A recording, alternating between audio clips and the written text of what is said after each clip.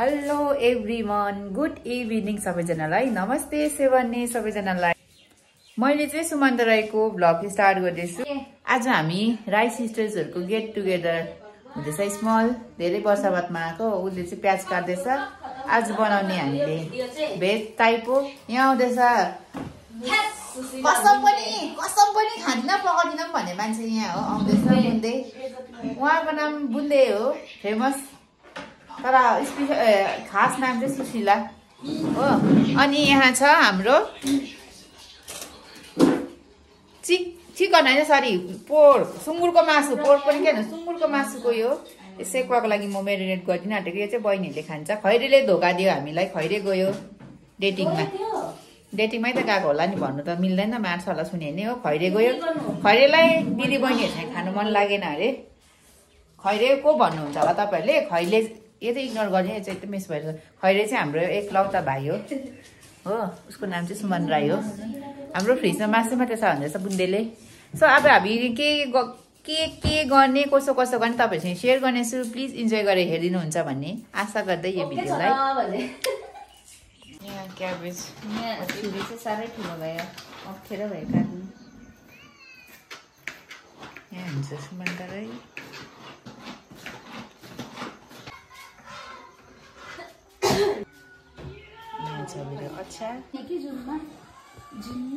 हामीले टाइपो बनाउनु आँटेको। मन्दिरले बनाउनुहुँदैछ। प्रज्ञा बल्लाले आइपुग्यो घरमा। प्रज्ञाञ्जली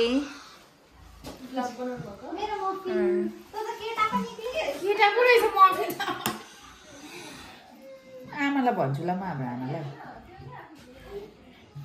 यहाँ एउटा रेडी भइसक्यो। अरे फुलेर पनि दामी हुन्छ। यसमा चाहिँ छ न्युट्रेला क्याबेज मिक्स भएको भेजिटेबलको। एकपल्ट मैले म दिउँसो आटाको मोमो बनाएको थाहा छ है, यस्तो गुल्सो बनाएको थाहा छ। त्यो मोमो आज चाहिँ म बेला लकडाउन थिएन त्यतिखेर है। त्यो चाहिँ मैले डो अलरेडी बिहानै गुनिराखेको थिएँ।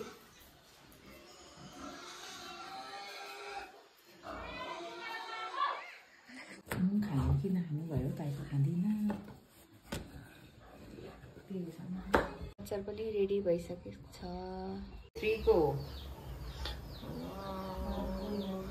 टाइपो चाहिँ रेडी भइसकेको छ। हाम्रो भेज टाइपो हो, तर मान्छेले टाइपो भनेर चाहिँ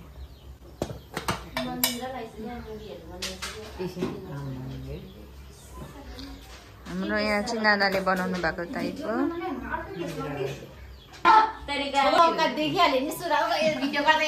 उहाँको छोरी प्रज्ञा ऊ यता अल्छिनी उता फर्किरहेको। कता हेर्नु भएको बहिनी? रेडी भइसक्यो टाइपो चाहिँ। अब चाहिँ खाने हामी।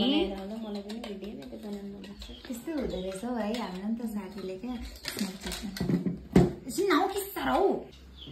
सो गाइस, यिनीहरूले चाहिँ स्टार्ट गर्दैछ।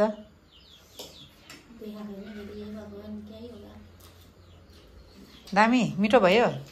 मुखले त्यहाँ हातले मात्रै नभन् नि। बनाउनु भएछ है। एउटा आन्टीको भिडियो छ नि, गाइस खाएला मन नै एकतालको मान्छे त हेरेछ, साँच्चै ढाँटेको छ हेर्नु कि, तर मिठो भएको छ भन्छ खाने। दामी भएछ साँच्ची नै। तर नि उयो मात्रै भएको छ, न्याक्कै हुन्थ्यो, न्युट्रेला मात्रै भएको भए बन्द दामी रहेछ नि त। दामी त दामी दामी हेर्नुहोस् ल। दामी मोटी मोटी लाजको लाग्यो नगर्नु भिडियो।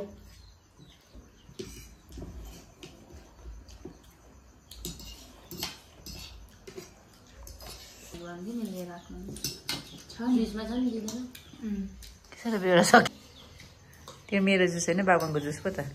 अहिले किनेर ल्याइदिन्छस् त्यसको बदली? नानीले भनेको छ त, काँचै रहेछ यहाँनिर होइन, पाक्यो भनेर काँचो भयो होइन। हामी सेकुवा बनाउने तयारी। यहाँ हाम्रो नानाले बनाएर दिनुहुन्छ। मलाई थाहा थियो। जब चिप्केर के साह्रो म भिडियोमा लास्ट हुन्छ, त्यसरी अट्टिने नहो है। जाऊ त लाछुन्छ छिटो जाऊ उठ्यो माथि चिम्टा छ जाऊ न हेर न त्यो उयस बटलको बायाममा छ त्यो आफै त्यसले आफै बेला देखाएको है हामीले केही नभने है किन आलु मात्रै उयो गरिरहेको आलु पहिला हाल्नुभएको साँच्ची नै मासुको भोगीहरू लु है अब चाहिँ त्यसको उयो डुप्लिकेट किनिदिएको अरे डुप्लिकेट होइन मतलब अब दिन्छ मासु चढाइ राखिदिनु है यो त कहाँ घरमा त खाएन त अन्त पकाएन हौ घरमा लिएको पकाएन भनेको मासुको सेकुवा खाइसक्छ तिमीहरू दुईजनाले खाइसक्दिन ज्यादा हुन्छ ओ म खान्छु निले खाइसक्छ गाइस हेर्न सक्नुहुन्छ हड्डी रहेछ यसमा त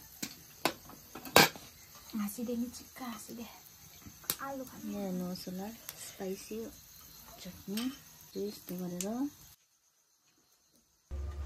सो आजको भिडियो चाहिँ यति नै thank you so much for watching